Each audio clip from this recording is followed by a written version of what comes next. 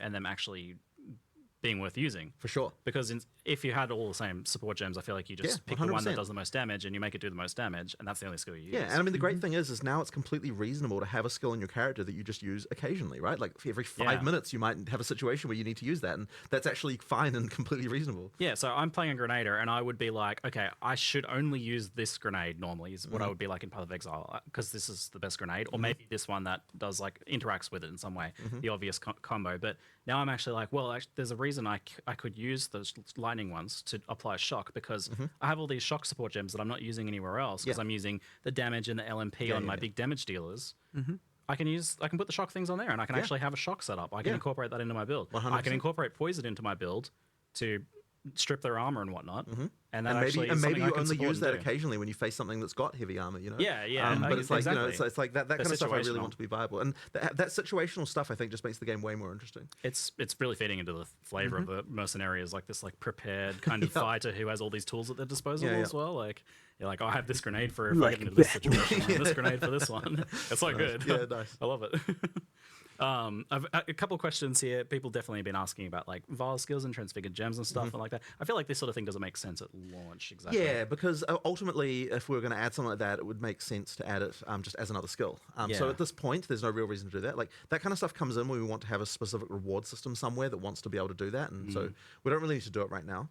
But yeah, look, we might decide to bring that theme back, and you know, in a reward system later. Yeah, something I think like that. for Vile skills especially, it's a cool flavor. Yeah, for sure. Like but I think the transfigured thing is also interesting. Like, you know, if you're looking to be able to, like, the reason why transfigured was nice is because it's like we got to sort of iterate on a bunch of different themes around the same skill, which obviously at this point we don't need to do that because we're already just having to make, still adding the skills. You know what I mean? So all the iterations of it are like less of a necessary thing.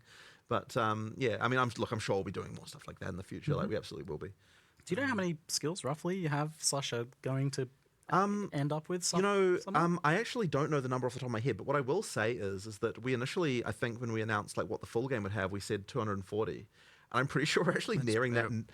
I feel definitely it's going to be way higher than that. Yeah, because I think we're nearing that now when we've only added half the classes. So I think that means that there's going to be a lot more than that. I know 100 of them or whatever are like some little utility skill or whatever, but there's even if you discount for those, it's I know, no, that's a lot. You got what, like, because there's 20 to 25 for each of those for each class. So just with 6 of those, I'm terrible at math in my head, but I feel like that's 120. Well, let's say it's just a bit over 110 or something. Like, end up around there, 120, something like that. I think probably 120. Around there, like that. But then you've also got all the buff gems as well, and like each character class has 9 of those. So that then sort of adds up, and so you've already reached probably 200 just by the time you've got to there, and then it doesn't even count things that really are skills, but like are not, you don't get them via a skill gem. So like we're talking about all the ascendancy little skills, and there's like uniques that have little skill things on them. All staffs, wands, and there's scepters have a skill exactly. baked Right? in. We're not even counting that, right? Like because the staffs, wands, and scepters have skills built in. Yeah. And then those are like how many of those? There's like 20 of those probably. I mean, like if you add them all up. I don't know who remembers all these things. Yeah, I know, but there's no one has counted recently. But there's a bunch. Countless skills. Ascendancy classes with skills. It's true. tons. Yeah, it's tons. Yeah. And those skills, by the way, ascendancy class skills are fully supportable. Yeah. That's wild, because I remember you did the thing with default attack where you can support that now. Yep, you can support default attack, and you can support any skill that comes from something. That one caught me by surprise. I was like, oh, wow. What? You can support the default attack? Yeah, so that you're going to end up with quite a lot going on there. I was even surprised when I was like, oh, I can add, additional accuracy to Herald of Ice, and it like provides a buff to my character. I can like add buffs through support gems. Well, you know why that is though, because those things like heralds are so hard to find like a good set of supports to recommend. So like, damn it, we have to come up with like tons of these now. They're like really difficult. I like that idea though. You can like create a custom aura. Yeah, absolutely. Cool. So yeah, it's that actually means it's actually nice because part of the it means that you get the feeling of having more aura effects on your character without having to have the spam of actual auras that many characters had in PoE1. Like you get to kind of have all that stuff as well. So that's been really nice. Thanks for the invisible aura, MTX. Well, it does remind me though. So with all this is very off topic, but with all the very good teasers you've been doing for like new 3D art for uniques and stuff like that, have you had any thoughts about reworking skin transfer MTX in some way, making it more permanent. More Honestly, able to, like, it's not in our thing about haven't even stuff thought we're about thinking it. about. You know, like it'll work the same way it works for now, at least. Yeah. But obviously, skin transfer in PoE 2, there's a lot more cool base art. Yeah, that's going to make uniques people and stuff actually that you want to want to use it now. So I yeah, feel you'll probably be using that a lot more. So yeah, it'd be cool to see something for that in the future potentially. So onto the end game, which was I feel like a big bulk of the announcement For sure. here. So just as like an overview, so we have the end game versions just for beta launch, by the way. Yeah. Because it's going to be a lot more later. Yeah. We have the end game pinnacle versions of the two trials. Yep. So as like fully farmable content. They don't have trees though. Those ones. They don't have trees, but they do have a progression system of some kind. So you've got the like relics, relics. in the Sanctum sequel, and then for the Trial of Chaos, you have the inscribed ultimatums have getting mods from the end. So when you kill the final the final boss of that, which is alleged to be the Trial Master, then you Alleged. yeah, then he'll drop items that can then have mods on them to make the trial itself harder. And there's also some pretty interesting ones on there that we actually were going to put in the video, but it was starting to get a bit long.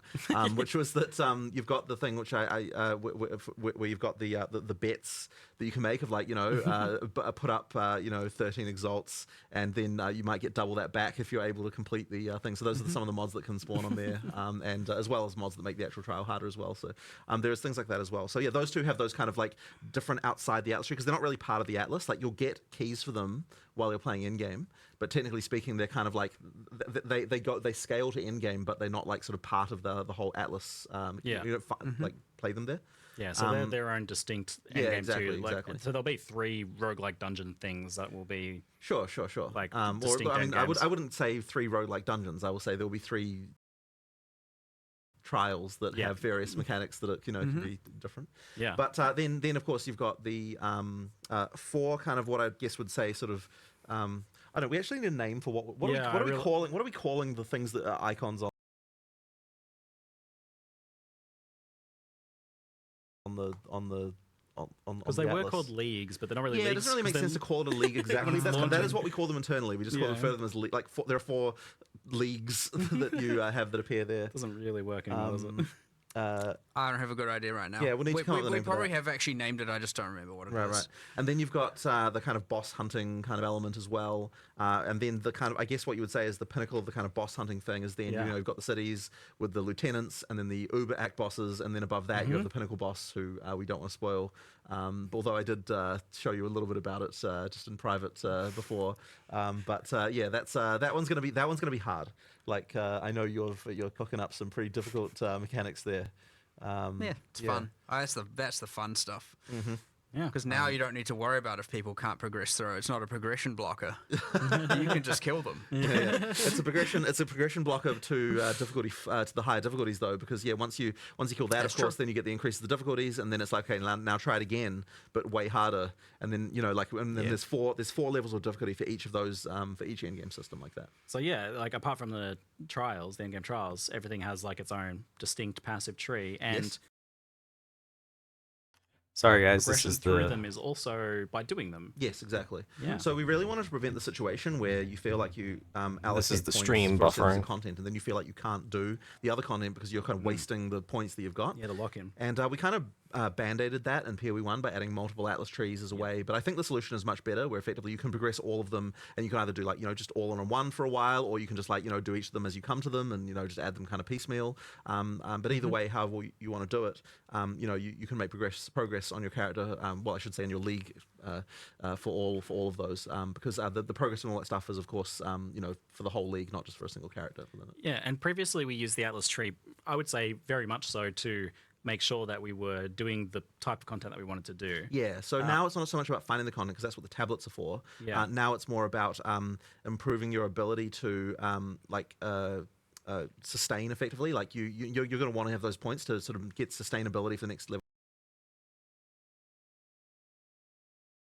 up, and we want to make sure that there is sustain if you're doing, engaging with those mechanics well. Yeah. But effectively, you do have to actually to get sustain at higher difficulties. You will need to be able to be making smart choices in terms of allocating and using the tablets correctly and that kind of stuff. It is part of that sort of story of all of that. Yeah, that's kind of the main thing with that. Yeah, this idea of sustaining the content you want to do by doing it is a little different to how it's been in PV1 a lot of the time, where it's Sure. you had to fuel it by going back to maps to, right. get your delve juice. I mean, or you're whatever. still doing maps ultimately, in terms of to find but more. but effectively, so long as you're doing the content that you that you want to do, you should, and as well, and making it harder. So your build has to be good enough to be able to sustain it. Then you will be able to sustain that stuff. And if you want every single map to have a breach in it, that's absolutely doable. By using the tablets correctly. Yeah, so the Atlas passive trees and the trees for each of the distinct types of content is about scaling the reward and difficulty primarily now. Yeah. Absolutely. And what does, I saw on the breach nodes, it said increased difficulty. What does that mean? It's somewhat arbitrary and asymmetric, but it will feel like, for example, some of the difficulties will actually change the boss's skills and how they work. Wow. Generally, that will increase the level of the area, right? So you get the general monster and life scaling, but arguably to a player that's arbitrary as well, because they don't know how that scales. And in other contexts, it might be more of certain monster types, less of others, and stuff like that. It is generally so the small nodes will increase difficulty of the meta content, whereas the notables will increase the reward of the in-map content. But when I say difficulty, that is reward as well. So an example of how this works is let's say the boss has 6 uniques it could drop, or 5 or 6 uniques. It can drop 3 at difficulty 0. Then at, say, difficulty 1, it can drop, maybe has increased level or higher item level, some rarity. Now also that when I say rarity, also do note rarity does increase the grade of items, not just that's wild. making them yellow or orange. It does make them better yellows or better not better oranges. Right? But it does affect. Yeah, it affects other things about items than just the rarity. Yes. And so, when I talk about just getting rarity here, I don't want people to, and PoE1 players in particular, to think, they're just going to go from yellow to more yellow. So anyway, and, maybe the next tier will add a unique to the pool, like a more, what we hope will be more valuable unique. And then the next one can do a bit more rarity, something else maybe, introduce a different unique perhaps. And then the last difficulty introduces something ideally, without giving away exact specifics of them, more in the line of a modular unique item, say like Megalomaniac or Forbidden Flesh and Flame from PoE1. So a unique item that is ideally very powerful, very chase, but has a lot of different combinations. Watcher's Eye is another good example, right? Those are my So a favorites. new series of jewels is a good example. There are other uniques that are modular and stuff, and that comes in at the last tier. And so you want to really be getting to that hardest difficulty so you can be getting these farming for these extremely good, powerful, unique items. But of course, you have the thing, if you're never ready for it, if you try it and you're like, oh, this is too hard, you can always just respec the nodes. Yeah, you can unspec them away and then not, just effectively decide I've got these points, but I'm not. I want to go back and do this later. And so that ability to effectively configure the difficulty like that, I think. Is, so if you're maybe target farming one of the uniques, the difficulty 0 drops, you might want to just be like, I'll do that. I'll do the difficulty stuff later, and I'll just farm it at this difficulty. So, and I think that's a much better way than than some of the systems we've used to scale that in the past. And the nice thing is, of course, with difficulty is that we can effectively use whatever scaling levers we want to make that more difficult without necessarily having to, because we could have been you increase difficulty, it's 200% life or something like that. But by effectively being a bit more vague about it, we can actually specifically tailor the difficulties of the different tiers, with more specific changes. Yeah, this multiple projectile thing you shoot has more projectiles. Sure, and that kind of thing. So just whatever we feel works best for making this particular fight more difficult. It seems like there's a lot more for players to kind of discover experimentally there as they progress. For sure. In what ways they're getting harder, and that is going to be different for different players too, where a different build is affected by a difficulty change more so than others. Potentially. And that's an interesting question as well, I think, where how much are you guys pitching these sorts of distinct endgame pieces of content at being completable by the same build, or by encouraging players to make a different build that's better at certain So this content? is a very difficult one, and it's something that we've discussed a bit recently, is the harder you make, the harder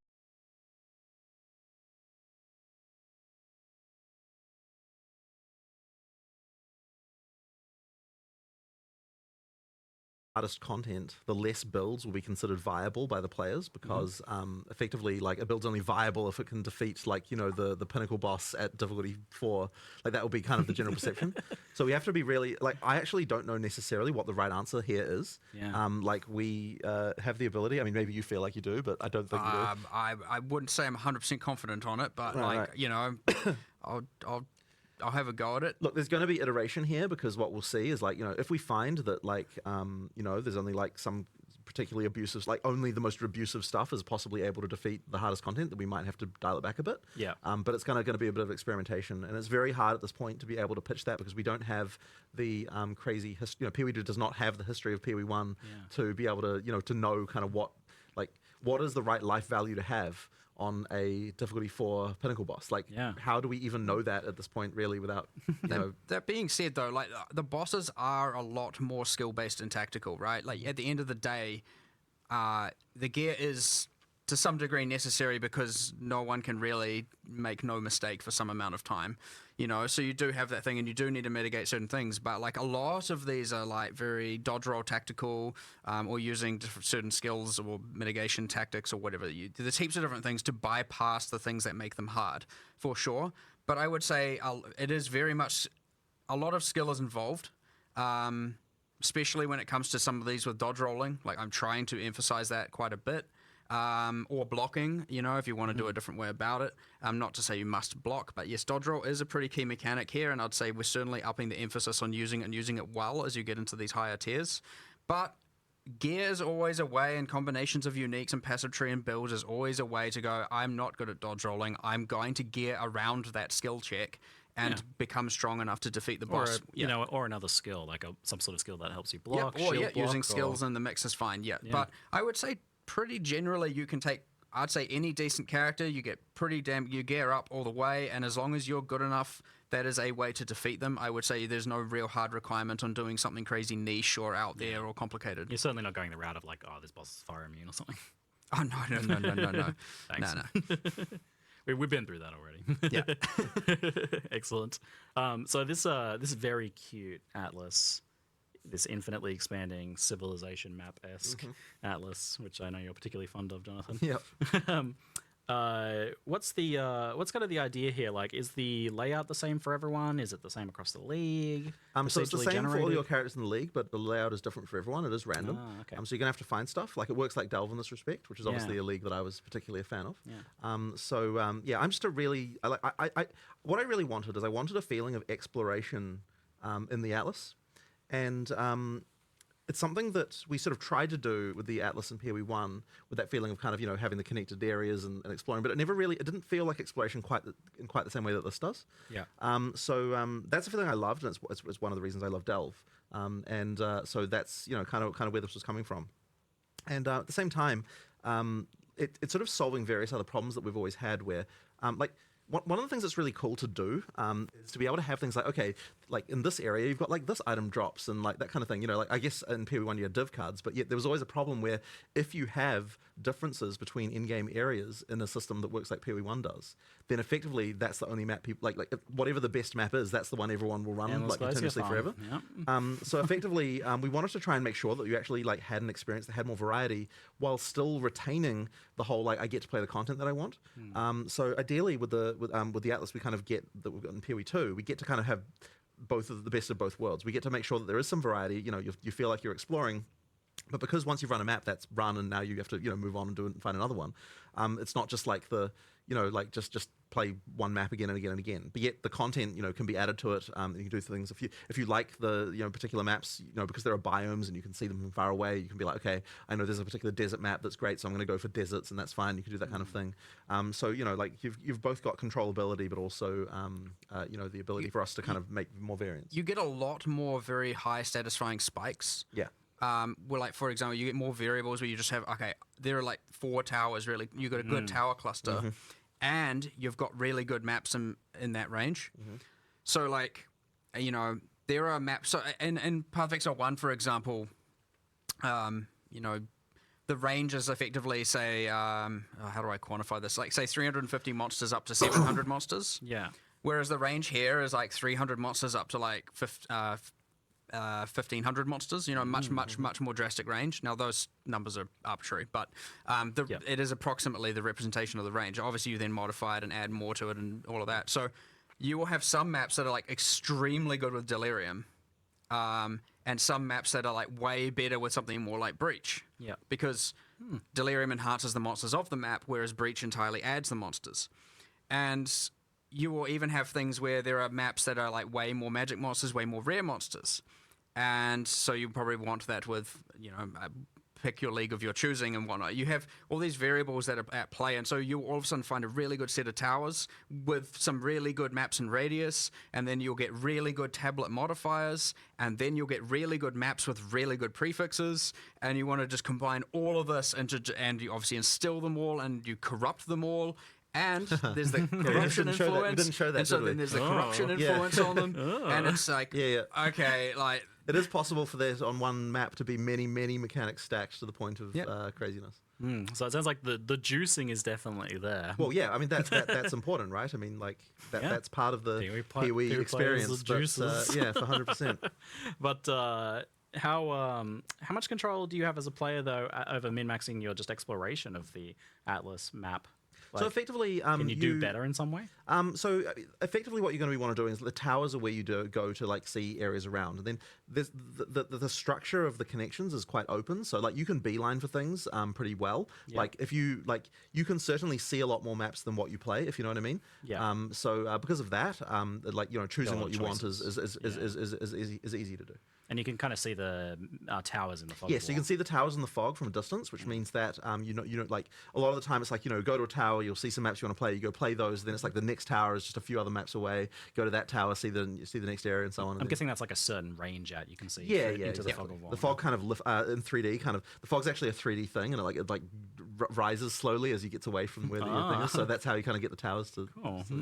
So you might see a cluster of towers off somewhere. Right? Yeah, absolutely. You can see that. It sounds like this is like potentially an infinitely expanding map that is going to be by the end of someone's league quite big. Yes. So we actually need to add a search feature. I don't know if they've done it yet for finding specific maps that haven't been run yet. Yeah, we have a few things. Like there's a button you can press and it like goes to your last map round, one that goes back to a home base, and one that goes to some of the special, more iconic things you find. But we certainly need more. 100%. Yeah. So that is something we will be working on. Hopefully it's there. Who knows? And so Waystones have a tier, but they don't have specific maps on them anymore, which obviously shrinks that whole map pool thing down substantially. What sort of impact does that have? It'll make the map stash tab a little easier to manage. That's good.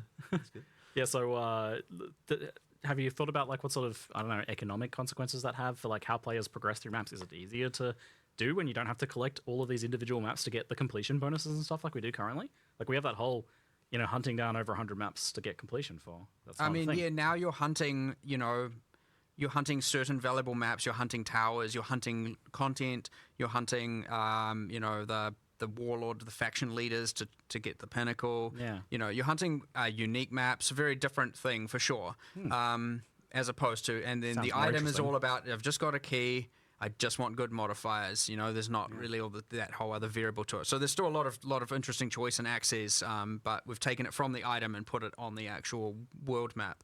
But it's cool. It also makes you just feel like you're traversing a world. You're not instantly like finishing the campaign, very grounded, and now I'm in space. Like Path of Exile does have that. I only literally just thought about that. I was going to ask about that. So, the mapping system was always this like extra dimensional kind of unknown thing. It's pretty interesting, but it is a little weird. So we wanted to start with to actually like at least, I mean, look, I'm sure we'll get to the extra dimensional beings eventually, but at least to start with, we wanted to have a bit more grounded initially. Yes, you're on the planet. Yeah. Right, you're on the planet. That's like a good thing. We have become a sci-fi crazy, but you haven't gone to the moon yet. Yes, Well, even then we were saying like, can we at least before we go to outer space, go to the moon first? Like, how many moons are we? Don't. There's a whole complicated thing we need to figure out there. Wow. I feel like there's a delve but up league coming. All right. So we've got this 1 in 4 maps is boss maps, and Yes. then that means the other 3 are not boss maps. Yes. What does a non-boss map look like? How do you win it? So effectively, what you need to do is kill the rares in the map to remove the corruption and finish it. Once you get down below 50 monsters, it will point out any rares that are remaining. There'll be a little good. marker just so you know. I was worried but about that. honestly, I wouldn't expect that to even be necessary most of the time because the layouts are kind of designed so that if you generally speaking you want to clear the maps to find the rares anyway because those are the one those have good drops and effectively. The only reason that you would need that marker thing is just occasionally you get some slightly weird degenerate layout where there's some side bit you didn't notice or something like that, and then that's where you have to go. So generally speaking, you'll be able to make your way around and kill them all. The goal of the player is you're cleansing corruption from the world, you're bringing Right. order back, stuff like that. So you even get the thing on the map where you're like, if there's some corruption-y looking stuff around the map, when you complete the map, that gets purged away. So you feel like you're reverse painting the map a little bit. And We're you're cleaning up. it can actually be quite satisfying as you're like changing all the nodes from one color to another, and you're like, yeah, this is fun. I'm like, But ultimately, what we wanted to do is we wanted boss combat in PoE 2 to matter when we have it. Yeah. And so in order, like if you have a map boss every area, then if we made it so the boss combat mattered enough, like in order to actually balance it it's that way, stressful. It's too much. Like it actually is Yeah. like, you spend too much of your time fighting bosses. Yeah. So effectively, if that's what you want to do now, you can do it because there's bosses there. Like when I say 1 in 4 maps is a map boss, that doesn't mean that 1 in 4 maps you play is one. Because, obviously you can pick what content you're doing by exploring you can around. chain You're the picking map your boss. pathing Yeah. and your Path. Exactly. So effectively, if you want to hunt the bosses, then that is the thing you can do. If you want to just like do some mindless grinding for a while, you can do that too. And what it means is we can actually make the bosses way more rewarding. They can drop way more items than they were going to because of the fact that there's not one at the end of every area, right? Like we can actually, and the fight is substantial. You get a lot of drops. That actually is something. and they get their own tree. And they, what? Oh yeah, no, right. You mean the boss killing tree? Yes, there's a tree for boss hunting. Sorry, I thought you meant every boss had its own tree. And I was like, Jesus, did you do some the design next while I step. wasn't while I was looking? Not yet. Josh was like, wait, no, wait, stop. Yeah. It's too much. Jeez. That's like a year 3 feature. Yeah. Okay. Okay, we'll keep that in mind. Yeah. Yeah, so there's actually like I do love that there's a boss hunting because I'm super into that. There's a boss hunting tree that you can fill out as well. So how do you get points on that? Like, Yeah, so effectively, I mean, well, you can. You get a lot of points for the core tree. There's a core tree that affects all mapping. That a lot of things like pack size, quant rarity, and you've got multiple keystones that can work together, and all can. So I think there's 3 of them. One plays on like corrupted maps. One plays on like prefixes and suffixes, and I can't remember what the other one does right in this very moment. But you obviously get that core tree, and then you have a boss tree, and then obviously all the different league and pinnacle content trees. So you get those points by just completing maps. It just has you effectively get a quest, and effectively it's like you complete 10 maps, you get your first 2 points, and then like complete X maps and one, goes up the chain. But of certain tiers, like Yeah. basically Yeah, of at least this is tier the- 1, this at is the- least tier 2, at so least this is the tier tier 3. climb effectively, where it's like as you get up the higher tiers and clear maps of certain tiers, that's when you start getting points And for then the atlas. at like maybe say the third one, I can't remember the exact specifics. It's like complete this and defeat a boss, and then later it's defeat at least 5 bosses at something, and so killing bosses it generates. sounds way better for fresh starts. I'm not having to like go and get that estuary map that I missed or something. It's Yeah, like, for sure. I'm Like, just doing content. I'm But just it doing is, good but content. it I is wanna do. kind of the analog of that in a way because like it's that feeling of like I've got a system to progress through. Like I just Yeah. need to meet these Well, objectives, and definitely got a lot and of I'm getting progression. and I'm getting from that you're getting the the atlas passive points and so on. Cool. So yeah, that's kind of the idea. Yeah, so you can really like focus in on map blasting with the bossless maps and or on bossing content if you want to, or on breaches, or Yeah, sure. on and you can always put a Ritual. breach on a map with a boss, right? You can do both. Yeah, It's like not they can have it's- all. You can have every type of content in one map if you want. yeah, is like a boss map a kind of like a distinct thing from like a regular map in terms of like the layout or the thing you've done? Technically, they are separate, but generally speaking, like be like similar Yeah, versions they're of each. basically the They're same. pretty but similar, They're pretty yeah. similar. So but there'll be like a boss the, estuary and a non-boss estuary. Yeah, there are some cases at the moment where there are some maps that can't have a boss, and because Yeah, just we okay. haven't done the one that would go here is not in early access yet, and that kind of thing. But effectively, as I said, generally speaking, it'll be 1 in 4 that you'll find. Okay, excellent. So I think that covers. Did I miss some things from? You've got like all the smaller contents, like the Yeah. strong boxes and essences and Yeah, things yeah. like So that. coming back as initially, well. we actually had a design where everything, like even all the smaller content, there was still going to be icons for it on the tree. Sorry, on the Atlas. Yeah. But we actually found that it meant that when you were actually exploring, it felt like there was nothing random to find. So we wanted to make sure we also have kind of just completely random stuff that like doesn't have a progression system that you just run into randomly, because that's fun too. And we'll probably be adding more stuff like that as well over time. That's just like I randomly encountered this, and that was like not expected. So Is that sort of stuff on the core Atlas tree at all? Yeah, so you can kind of like see more of that if you want to. Yeah. Yep. Great. And often mods on the items as well. We'll keep waystones. Yeah, cool. Yep. Lots of different names. Maps, waystones, same thing. Yes, I've had to keep kind of correcting myself about that. I was like, I don't know. I mean, guess look, it's not really called internally, maps anymore. we definitely call them maps all the time. The thing is the only reason why it doesn't make sense thematically is because a map does imply it's of a specific location, whereas a waystone can take you to anywhere. Yes. So that's the reason why the name change had to happen. But I think that probably even players will probably just call them maps, I bet, just because, that's the PoE1 connection. So we've got the Breach, Delirium, Ritual, Expedition, those like leagues that maybe need a new name. Yep. Is there another one that you're just both personally really keen to bring back in the future? Oh, I mean, like I've always wanted to have Delve again, but I kind of got a bit of that wish with this system. Yeah. It's also a very like content heavy league to make, because you need to make tons of encounters, and like doing it properly is a huge thing.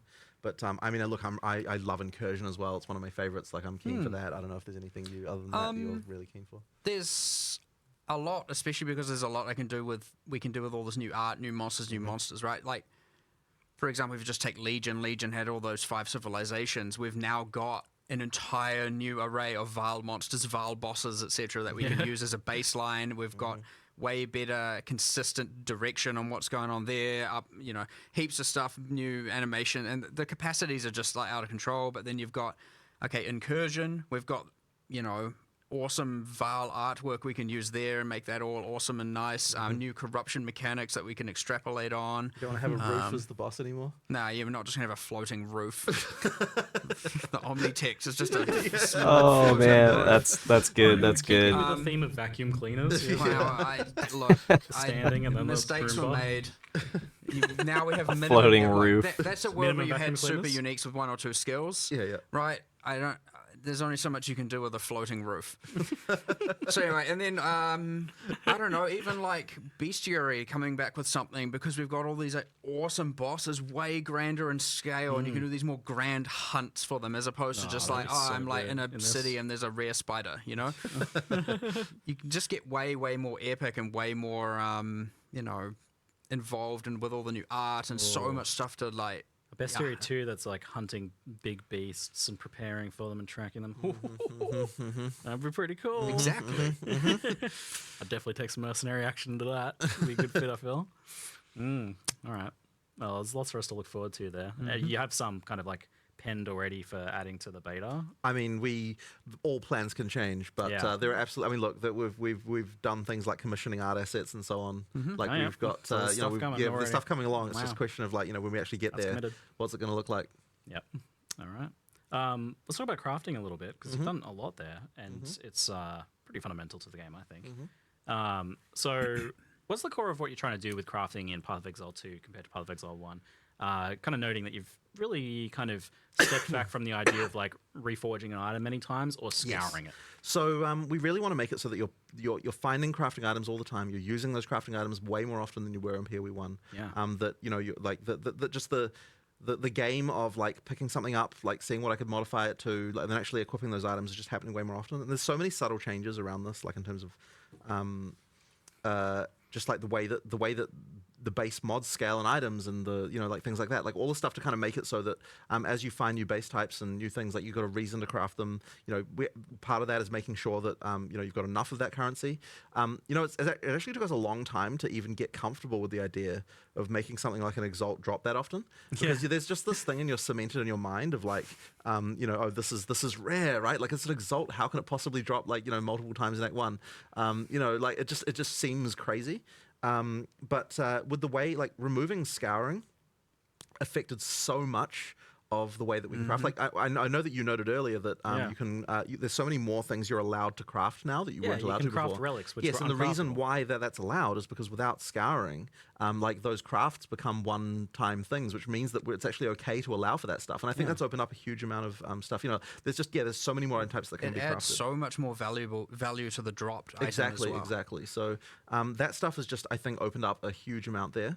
And it also has, and this wasn't necessarily an explicit goal right at the beginning, but it's also meant that the game of like, I'm just going to click again and again as my crafting session is no longer really the meta. Not just spam re-rolling. Yeah, exactly. Like everything kind of is something that you want to be able to use. You a are few still times. reforging and metacrafting things. Oh yeah, You've yeah. got We've still a got stuff nulls, like that, right? We've you've got a nulls and you've got chaos that does but that stuff add is remove. higher up. Like that's Yeah. kind of more of a later game It's thing. not Yeah, exactly. Because you have to think about it after each time. Of like, will I improve this? Will I make it worse? Yeah.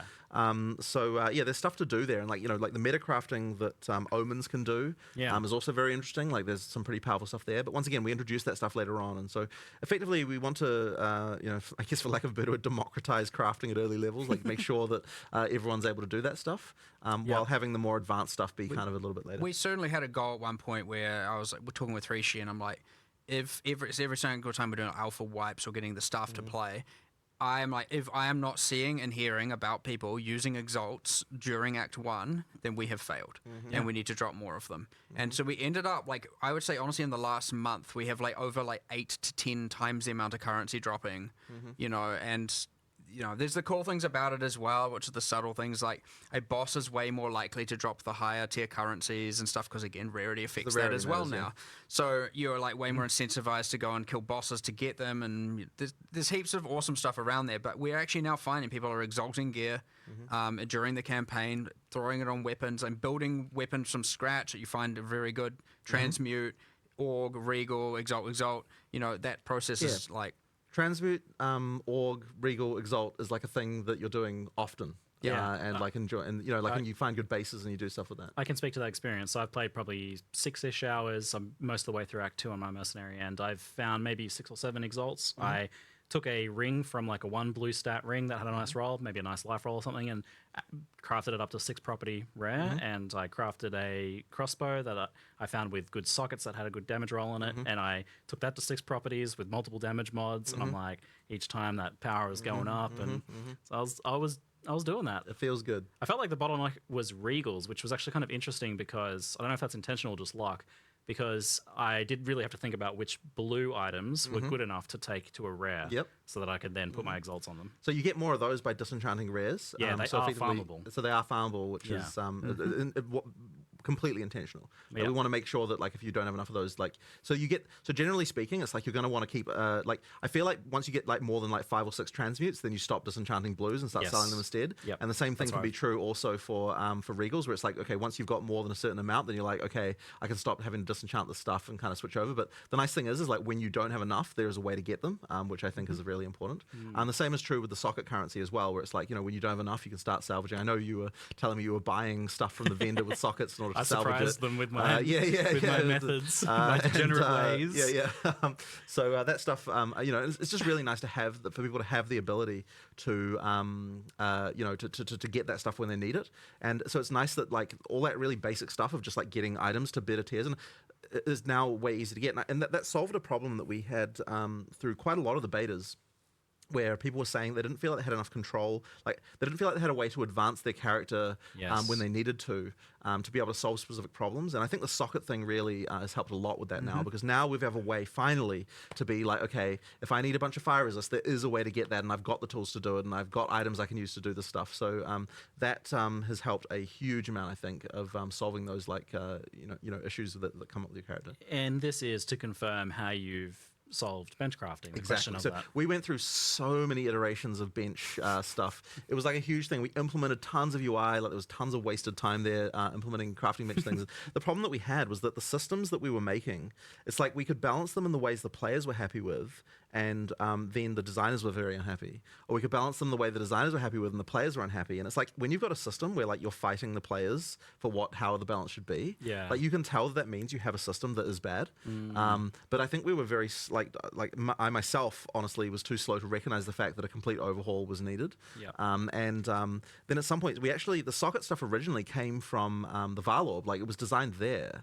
And then at some point, I don't know who came up with it, I think it might have just been you, who said like, why don't we just Rishi. Rishi thought of that. Okay, yeah. So Rishi thought of the idea of like, hey, what if we just put sockets, in early game? What if you got them in Act 1? What if you had runes that would let you get the basic boss as the way of solving the remedial crafting problem? And so then suddenly, as soon as we do that, it's like, oh, like I'm happy, players are happy, everyone's happy. So that means we have a good system that is working and gets those good feelings. So that I think was a real win. I love how that system is feeling at the moment. Yeah, so the bench was achieving two things kind of in its way, which was maybe even three. Gear customization for one, like you take an item and you can do something more to it, firstly. And then you've got the problem fixing of like, I need a bit more fire resistance. Yes. And then the third thing was like the meta crafts. So you've handled those each in different ways. Exactly. You've got the runes, which do the first two things. The customization and the problem fixing. So early on, but I think with the customization, it's the what do you call them? The soul cores. Like the runes are more about the kind of like I need to fix resistances, whereas the soul cores are more about like I want to customize my items in different ways than what I would otherwise normally be able to do. And then of course you've got the omens to solve the metacrafting problem. So we effectively moved all that stuff around. And essences, of course, of course. So essences, what they allow you to do is get 2 deterministic mods. So because you can upgrade to blue, but you can also upgrade from blue to rare with an essence as well. So that lets you kind of get some of that stuff, and then plus some of the omen things you can. There's stuff you can do there that is I think going to be pretty interesting. And that's just at the start of release. Yeah, because obviously there's going to be more, of course, as we add more things. So So I was worried that some of the changes we're making might move us away from some of the like deep impactful crafting that we have, but it sounds like you are still allowing like powerful meta crafting and the ability to make like a really good item for sure, but you're also making sure that like the physical item itself that you find matters more. Absolutely. And I mean, like the more subtle, that's what it's all about, right? There's so much more going on. I think just like clever things we've done with the item system as well. Like one of the things I love that we did is we've made it so that so we've got blue and yellow chests you can find now, and we've changed the world generation so that if a dead end is generated, the chance that you get a rare chest there is way higher. So effectively, if a rare chest will spawn in the area, then it will choose dead ends first to go there. You feel better about the dead ends effectively. So like that means that we effectively mean that like when like it makes the world feel like as far as item drops go, that like it feels intentional, right? Like I went down this into this dead end room, but look, there was a rare chest there, so I feel happy about it. Like that kind of thing is really cool. So there's things like that, but there's also the way that so we've alluded to it a few times, but the way that rarity now works, where the mods get better as rarity increases, and also things like the you get better currency rather than just it means we don't have to have like the spam of items that's like crazy. Like you actually feel like that you kill a boss and it drops good shit, as opposed to just lots of shit. That's I'm a big fan of how this feels. I think it's a lot better. But it does mean though, of course, if you're a PoE 1 player and you see a boss kill, like the number of like the expectation of like, because a PoE 1 player sees like looks at the amount of spam on the screen to some level as the way of like knowing how good the drops were. Now, of course, you got item filters and everything. We to have kind of improve quantity that. brain rot. Yeah, exactly. So exactly, that is a good way of putting it. It really is more about like are the items actually good? Like ideally, you kill a boss and you pick every item it drops up. Like that is to me is a win, and I think we're basically getting it at that point. I quite like how the exploration systems and that as well, with the chests down dead ends and things like that, acts as a player leveler in some ways, where like a player is struggling. The more you explore, the more stuff you'll find, and that's true as well for the optional encounters around the place as well. If you're struggling, go fight some optional content. There'll be stuff there that can drop, and and you will definitely find more things. And lots of guaranteed rare items here and there, exactly. and certain like that. This little boss here will drop a rare caster item, and like heaps of stuff. And the funny thing about that is that stuff came about a little bit from the fact that we actually had a problem where people were just face tanking bosses and dying over and over again. Yeah. And they keep on respawning, and they would never be like, oh, I'm going to go away and actually find some other stuff. And so I was thinking for a long time about like, well, why is it that in other games that people don't do that? Like, if I'm playing Elden Ring and I die to a boss like 10 times, I'm not just gonna like just continue doing that. I'm gonna be like, oh, maybe I'll go do something else for a while. So we realized that the map, like the idea of just there's lots of stuff to find, like is actually a really important part of that. So in PoE 2 now, one of the recent things, and it's taken a lot of work from people to get this working, but now all of that you can see all this sort of weird side encounters that have specific drops on the map. Yeah. And that means that if you're having trouble with the boss, you're like, oh, you know what, I'm just gonna go do some other stuff. And then you'll come back and you will be powerful enough to kill the boss much more easily because you do absolutely find the rewarding things. Yeah, there's a little chest on there or a little campsite. Yeah, that yeah. says Or that there's lots of little hard-coded drops from specific bosses. The hard-coded drops, they only drop one time, so you can't just farm them endlessly. Yeah. But effectively, if you go do all that side content and you check it all off, you'll get some very rewarding stuff. Yeah, you got some pretty clever systems there, and I definitely noted I was using the map thing a lot to be like, oh, well, to be completionist about it a bit, but also, yeah, just being aware of like, oh, cool, there's some good stuff in this zone that I can come and find, and I think we figured out that like some of that stuff reveals after you like find the waypoint in a zone. I think for that's example. how it works. Is that? Yeah, it's either there's a few. So it's like either because an NPC told you about an area, in which case it just happens to be revealed, or at the very least, yes, when you get there. Generally, it's just when you get there you see everything.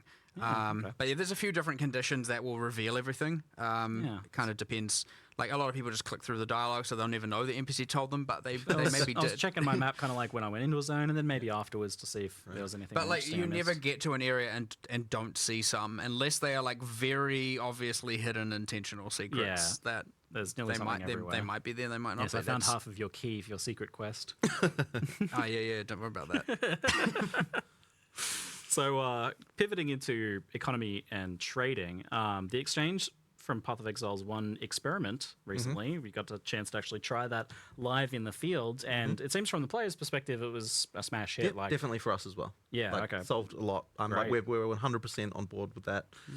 It's very good. It was Yeah. the least stressful league I ever played. I Same. mean, what normally caused almost all Literally the my anger and favorite. friction for me was Yes. especially bulk trading. It Incredible. was horrible, and I So was just good. like, oh, this is like a dream come true. Myself and so many other players, I feel like we're more engaged in endgame. We were able to do the thing we wanted to do more, and we're just less aggravated on that moment-to-moment basis. It's good. So, do you take that then as like as a big positive for it going into Path of Exile 2? 100%. And how do you feel like it adapts to the game being quite different in the end? Because they are pretty different games. Like the economy works a bit differently. I mean, honestly, I think it will just work. I mean, look, we have no idea what the trade values will settle on and like how that'll end up. But Is it going to be chaos? Is it going to be exalted? yeah. Something But else? ultimately, I think that the trades effectively Settlers was a test of what the economy will be like in PoE 2, and to some extent because of the way that we did the gold and everything. Yeah. So I'm pretty confident that that's going to be okay. But obviously, you never know, right? Like when lots of people hit the economy, what can happen? Hopefully, we don't cause like horrible hyperinflation or have some horrible issue like that. But I guess partly this is what an early access is to find out, right? Like whether there's any issues like that. Was there any Economy testing. Was there any surprises with that or with gold in terms of how things panned out? Thankfully not, honestly. Like Right. we were worried, but thankfully none of the like horrible situations came to pass with that, and it ended up working just fine. So it went great. Who'd have thought 10 years later we'd be back here saying, you know what, gold was a good idea. Yeah, We just had to do it right. exactly. Because I remember 10 years ago, it's we're funny, like, but it's this funny. game's brilliant. It has no gold. Stupid gold. But the funny thing is I don't think we would have arrived at the way gold is now if we had had it in the first place. Yeah. Like the non-tradability of it, like using it as a sort of marker for how much play you've done. Yeah. I don't think that we would have ever had that way if we hadn't arrived from here. So Yeah. I think that path dependency kind of did matter. Yeah. Yeah. the paths we weave. Mm-hmm. How likely then, based on just how successful it is, are you to want to expand the like exchanges capabilities to like other things like maps or waystones or even gear? Well, I mean, look, I'm interested in this, but I don't think it's necessary right now. So we're not going in early access, at least. We're not going to launch with any expanded stuff in that way. But I guess I do want to sort of see how it works, and I'm interested in potentially trying something like that in the future. I just don't like the currency exchange was like 90% of the problem. Yeah. And so fixing that agree. like fixed a lot of the like it seemed like we would need to do more initially, and then maybe now it's seeming like maybe we don't. But I still want to experiment with it potentially. So Yeah.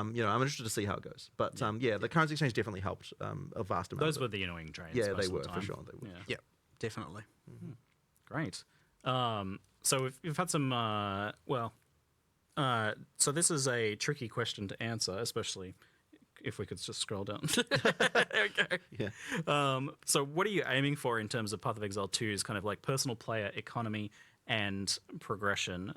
So how much resources you're acquiring, how you're using them, but also how much are you getting from trade versus from yourself? I mean, Solo this is a tricky self-found. question, but I mean, I think that really the feeling of like being able to trade is super important. So being able to get that stuff, I think, is good. Like not everyone wants to do that. You need to be able to progress through the game well without having to do much trade. But I do think that look, it's definitely going to be the case that if you're playing in a trade league, you're going to have the ability to It accelerates it accelerates you everything, yeah. very significantly, and that's the case, and it will continue to be the case. And Yeah. like we are a game that embraces trade. Yeah, right? well, like I think the DNA of Path of Exile 1 is very much that like it is a game about economy and trade. 100%. And So, yeah. for some people, getting rich is their main motivator. 100%. So effectively, yeah. So I mean, that will absolutely be a factor. And look, like I think that the feeling of that will probably end up feeling quite similar to PoE 1 in that regard. Yeah. And I think that's what that's the type of game we're making.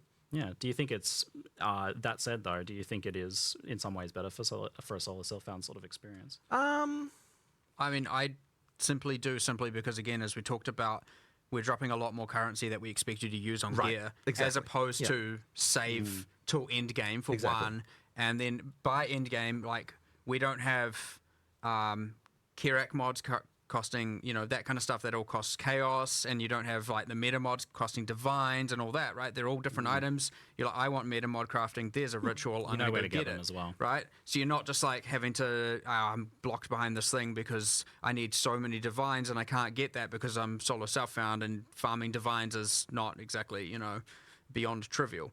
So, there's a number of ways there where I'd say it is honestly a much better solo self-found experience. But, each to their own, that to be seen, and, And there'll be a separate solo self-found mode, presumably, even potentially beta launch or in the future. it is our intention to have hardcore and solo We'll have, self-found. we'll have yeah. both of them. Right, cool. Yeah, I wouldn't play hardcore for your first round, honestly, because you're likely to die. Like once you've learned the boss mechanics, it should be fine. But Someone's gonna. First time, it's gonna be tricky.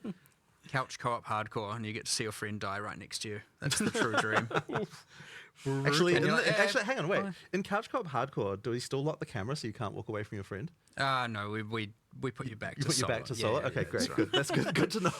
It's like you But you just- You have to have a mourning period of about 30 seconds. Right. before you But you're move. just like, all right, you can go home now. Or we're like, yeah, go. Yeah. See ya. What do you do? Yeah, that's a devastating moment. I did lose my place there. Yeah, I think we mentioned the co-op support and everything. And we'll scroll down and take some of the additional questions here. Excellent, thanks. Will there be a penalty for individual party member dying when grouping up for bosses on that note then?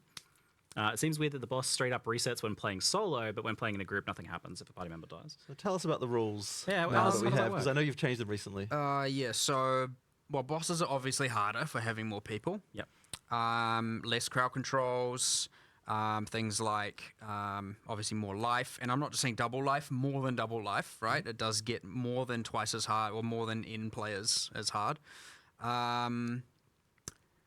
So yes, you could argue, okay, we have reviving as an advantage. Well, yes, it does. It does take time to revive, and if your friend dies early and you're unable to revive them because you're constantly being interrupted, well, From what I saw, it's pretty hard to you're pull not off unless having you, a like, fun time. get a big stun or something. Another change that we made recently is, of course, for each revived, between each set of checkpoints, every time you have to revive them, the revive takes longer subsequent times.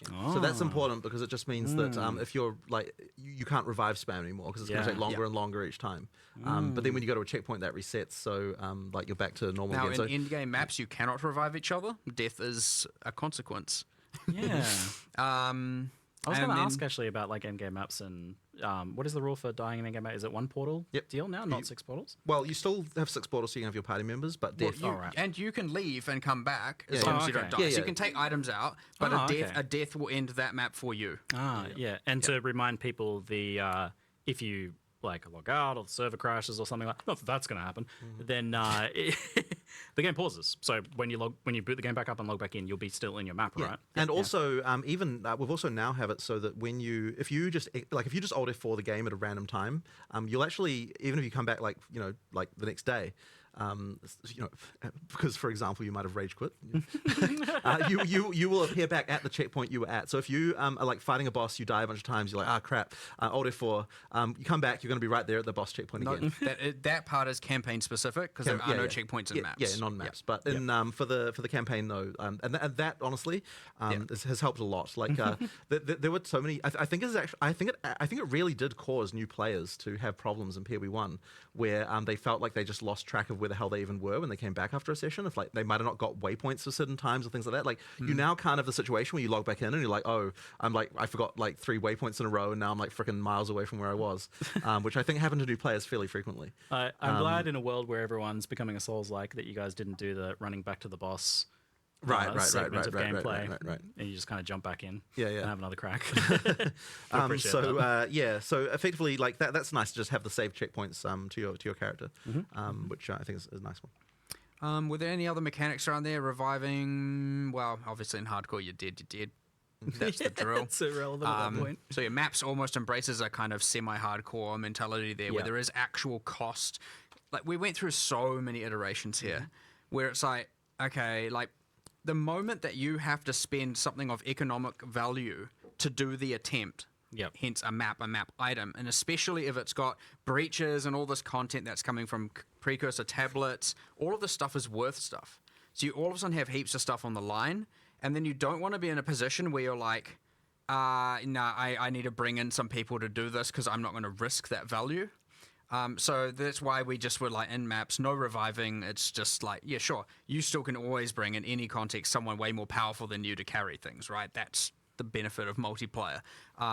But feeling like you have to do this thing because then they can just keep reviving you so you can get all the rewards. Like we're trying to get away from all of that. Otherwise you get this weird thing where like you're often always too scared to do the thing. Yeah. Now you're scared, but everyone's scared and it's fine, and you don't feel like you're like, okay, you have to go in with a sense of confidence to like, I can definitely do this thing. And so it's just a little bit less fear when it comes to all of a sudden doing that. That's much better in the context of the fact that you can pause the game if your cat's on fire or if the server crashes or something, that you just paused and you can jump back in as well. You're failing because of your own faults. Yep.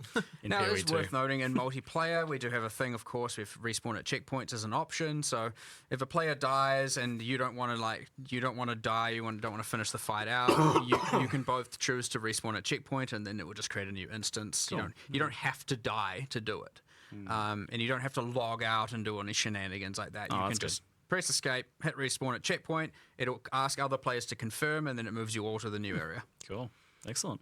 I didn't want to go super on it because we've definitely talked about it before, but click to move versus WSD, it's definitely been asked about a bit. So there's been plenty of reports about WSD being amazing. Personally, I've been using it a ton and really enjoying it. I know you've said a lot of people around the office have given it a try and adapted to that, but it has raised the point for people that feel like they're still very much against that for whatever reason, or maybe that they literally only have one hand and want to use click to move still. How does it stack up? How does click to move still stack up now? I think honestly it's fine. Like it's not been a problem. There was a time where every time I go to sit down at a developer's computer, there'd be in WSD, and just because it's a little bit easier to move around again or whatever. But lately, I'd say now it's back to almost every designer's computer I sit back down at to go play. They're back in click to move. Interesting. Yep. Interesting. It's gone full tilt the other way. Interesting. And I'm always like, change it back. Wonder why that is. But even watching Octavian play on click to move, he's a click to move player. He's 100% click to move. He is there. very proficient with that. Yeah. With it, that'll be reassuring for I think some of the people that are worried about being forced into WASD, right. Even though it is obviously playing so well by all accounts. That's very good then. Yeah, and Octavian's often doing the demonstrations Yes, for your live yes, things too, yes. so you'll be able to see that even. I have to force them to play WSD sometimes because I'm like, oh, I think the Mercenary looks so much better with WSD just visually. Yeah. I'll tell them to. It does feel very good on the Mercenary. Yeah, You get yeah. that kind of like stalking through, especially with that kind of like preparational Yeah, tactical yeah. play style. Yeah, Yeah, it's good. I'm loving it so far. We did already talk about the skin transfers. Could we scroll down to any additional questions that we have? I feel like I don't even know how long we've been going for, but I mean, I'm feeling the it's a physical while. We're fatigue getting creep in at this point. Yeah, exactly. we've been rolling. Yeah. People asking if there's going to be anything like challenges or challenge rewards in the early access. Not beta? at first, Yeah. no. We will do it later though. Did I ask about races, events, and private leagues? I think not initially, Yeah. but we will do it later for sure. Cool. I think I'm not sure what happened because I think the issue was that the private league interface was like on the PoE1 site, and we had to do some work and something like that. It wouldn't be Yeah. far away though. Like it won't take us Yeah, that long before we get to it. Like you know. I can't exactly remember either, but yeah, it wouldn't be private leagues in particular wouldn't be far away. Yeah. Yeah. Yeah. So I mean, we'll have them, just not like right initially potentially. And I think I did miss this actually. So cluster jewels are a thing or not a thing? Are they've been kind of replaced by those Yeah, radius? we replaced them with that almost like rollable timeless jewel kind of thing. Yeah, that's cool. At least for now, there's like so much passive tree there, and the jewels accomplish the kind of off-build thing anyway. You Like, hardly need to add the extra passive trees on your passive trees yes, yet. yes, we do, yeah, That's after launch. We made the passive tree implicitly bigger, so you know. The cluster but jewels are in the tree already. That's again, I talk about like year 3 features. That's around a like year 3 to year 5 feature as well. So Yeah. We got another decade of what we had with Path of Exile Yeah. 1 to look forward to for Path of Exile 2, hopefully, before we start worrying about Path of Exile 3, maybe. Jeez. You go, just to start thinking, about give that. us a little while. yeah. We so I guess to just finish us off for today Mm-hmm. then, do you guys have a recommendation of what is the best class to play in the beta? I mean, that's a very hard one. Honestly, like so. There's so many choices now. There are. So let me. Well, okay. If we're going by the numbers, Oh yeah. if we go by player satisfaction reports on per class, we break it down Yeah, from the I betas. mean, this is good technical information here. Then that means the monk is very interesting because the monk is the class that dies the most often. But it's Yeah. also the class that when people play it, they have the highest satisfaction That's level by a very, fascinating. very tiny margin that compares to the others. That's fascinating. Yeah, I mean, it is like glass cannon, like it's very fast, but you have to, Yeah. you I have mean, to retreat and move in and out. So, I fell in love with the monk that's, playing it. It looks like it's gotten a little better. Yeah, even, that's so. interesting. But I think if you're a new player, then the mercenary, if you're like used to shooters and stuff, I think playing the mercenary could be a good win. Like I really love that class. It's I don't really know. cool. I've been loving the mercenary, but to me, it feels like you need to really be considering each engagement a lot more. It's a bit more Maybe. tactical. Maybe and I don't know. Like considered. I like it. You don't have that I really ability like to that. correct if you But make a mistake. honestly, like I mean, I go through favorite classes all the time. Whenever I change to play a different class, it becomes my favorite. That's my current favorite. So it's just whatever Nice. whatever I'm playing tends to be the thing. So yeah, right now I'm doing a mercenary playthrough, so that's probably why I'm into that. But yeah, it's I'm not sure if you've got a similar. No, you were talking about the numbers as well. It was interesting that monk and then warrior had the highest Yes, satisfaction levels. warrior's and I was next. like, By the way, technically, if you're I was looking like, for that's pretty good. That's Yeah, yeah. 2 melee classes. exactly, How good is that? exactly. That's a win. Yeah, You yeah. know, that's something going on. I mean, they were dying a lot more at the time, but yeah, yeah. It's such a change from like, especially early Path of Exile 1. Like, it's gotten a little better in modern days, but still. I mean, melee. I just have a like real desire to freeze time, so I just want to go sorceress and just go. I don't know what It's good skills to hear some I'll play. sorceress love. I feel like she's not been getting enough I attention. don't know what I don't know what skills I'll play, but I definitely just want to be able to freeze time. So Yeah. it just feels cool.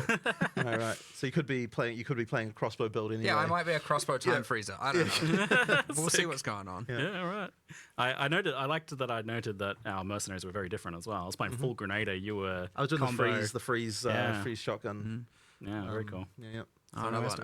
Yeah, some sort of monk trigger build. Obviously, is always just going to be fun to Yeah, play they around have so many with of and, those like stacking effects, the wind Yeah. and the ice coming off it, and the ascendancies showed some more as well. Oof. just see how far that can be pushed and how many spells can I get to trigger per second. Monk does seem good for that. Alrighty. Well, thank you very much for your time, both of you. you. For I don't even know how long. That was a mammoth session. I think we're coming up to Yes. 1 o'clock here, so There's still, you know, there's still lots to talk about, but I think we just need some time to digest. for sure. Well, thankfully we didn't have everyone saying patch notes when this time. So good. So that means So we can actually good. have a conversation. There's no pressure on us to like wrap it up, Yeah, boys. exactly. You know, that's good. Fantastic. All right. Thank you very much for watching, everybody. I hope you enjoyed the Q&A. That's ZiggyD. They want patch notes now. Patch notes. Well done. It's not a patch. Thank you. It's a Yeah, launch. exactly, You can't have patch exactly. notes. Where's the launch notes? Yeah. All right, okay. All right. All right. Yeah, and No, thank you very much. Thanks Great. heaps. Appreciate it. Yeah. It's been an epic journey. It's kind of surreal. And it's only the start of another journey, really. So, That's it. yeah. Can't wait to play. It's cool. I mean, I'm going to go play more now, but Yeah, true. sorry. I got to go fix bosses going up elevators and Sorry. Yeah. I'm just pre-bug testing. That's all right. I assume we've faded out and cut. Hopefully. you never know. Hopefully. All right. Well, that is the end of the Q&A, guys. Thanks for tuning in. Thanks for listening. Thanks for watching. Hit that subscribe button if you're as excited about Path of Exile 2 as I am. I'm definitely going to be putting out a lot of PoE 2 content as soon as we can get our hands on it. And I will see you guys in the next video. Remember to give them the D.